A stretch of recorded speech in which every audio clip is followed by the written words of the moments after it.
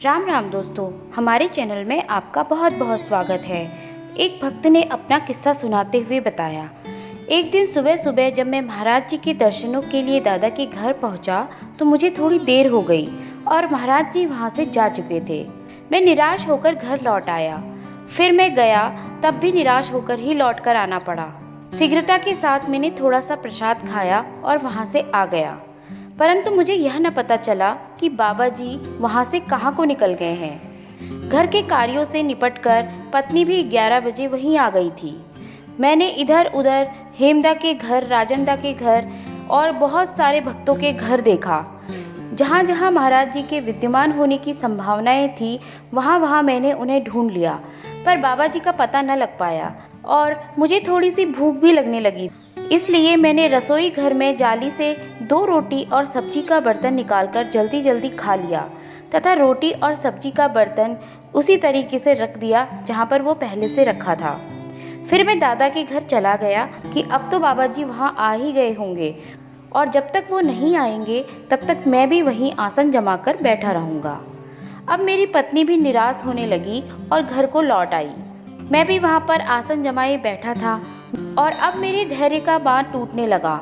मेरी बेचैनी बढ़ने लगी और करीब 1:30 बजे के करीब मैं घर को लौट आया और सोचने लगा कि अब मैं सो जाऊंगा। मुझे कुछ रोज़ भी आया बाबा जी के प्रति भीतर ही भीतर, और घर की सीढ़ी में कदम रखते रखते ही मैंने देखा कि कुछ जोड़े जूते चप्पल वहाँ पर जमा हैं। मैंने सोचा, तो क्या बाबा जी यहाँ मेरे घर पे पधारे हैं? सीढ़ियाँ कूदता फादता मैं ऊपर पहुँचा तो पाया कि आंगन में एक खाट पर महाराज जी विराजे हैं, पालती मारे। सामने मेज पर थाली में कुछ चपातियाँ रखी हैं जिसे महाराज जी दही नमक के साथ खा रहे हैं, और सब्जी भरी कटोरी थाली के बाहर मेज में अलग से रखी है। 7-8 भगत उन्हें घेरे खड़े हैं। बाबा जी अपने भक्तों के साथ रोटियां खाते खाते हंस हंस कर बातें भी करते जा रहे हैं। देखकर तो मेरे होश ही उड़ गए। तभी महाराज जी बोल उठे, हमें बड़ी भूख लगी थी, तेरी माई ने हमें रोटी खिला दी। और फिर भक्तों से बतियाने लगे। सहमा सा मैं भी पत्नी के पास गया और कहा, गजब कर दिया तुमने, सब्जी तो जूठी थी। तब पत्नी ने कहा, सब्जी की कटोरी तो महाराज जी ने पहले ही हटा दी कि इसे नहीं खाऊंगा। सुनकर कुछ आश्वस्त हुआ और फिर मैंने पूछा, पर बासी रोटियां क्यों खिलाई? ताजी तो बना सकती थी ना। पत्नी बोली, मैं क्या करती, महाराज जी ने कहा बड़ी भूख लगी है, रोटी खिला। और जब मैंने कहा कि महाराज जी मैं भी बना देती हूँ, तो बोले, नहीं वही ले आ जो है, बड़ी भूख लगी है मुझे। तब मैंने हलवाई की दुकान से दही मंगा लिया और मैं बहुत घबरा गई थी। सुनकर कुछ शांति मिली। 5-6 रोटियां खाकर महाराज जी चले गए पुनः दादा के घर, और महाराज जी ने जाते जाते मेरी पत्नी से पूछा, तूने नॉन रोटी खाई है कभी? बड़ी मीठी लगती है। तब मैं इस लीला के बारे में सोचने लगा।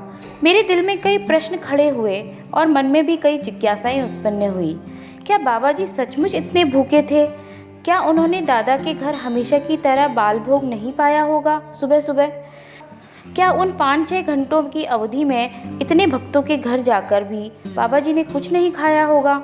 उपस्थित भक्तों से मुझे पता लगा कि महाराज जी सपनू साहब, काटजू साहब, गुप्ता जी आदि बड़े बड़े लोगों के घर गए थे और वहाँ पर भी उन्होंने प्रसाद पाया था, और तब जाकर वे मेरे घर पहुँचे थे। और तब तक दादा के घर में भी दोपहर का प्रसाद तैयार हो चुका था, और तब मेरे घर उन बासी रोटियों को केवल दही नमक के साथ क्यों तोड़ गए? एक ही उत्तर मिल पाया मुझे इन सब का, तेरी बासी कर्म खाने ही आया था मैं। और यह सोचकर मैं बाबा जी को पुनः नमन करने लगा। तो दोस्तों, आशा करती हूँ बाबा जी के भक्त का यह वीडियो आपको बहुत अच्छा लगा होगा। ऐसे ही और वीडियोस देखने के लिए चैनल को लाइक व सब्सक्राइब करें ताकि सबसे पहले आपको हमारे वीडियोस की नोटिफिकेशन मिल सके। धन्यवाद।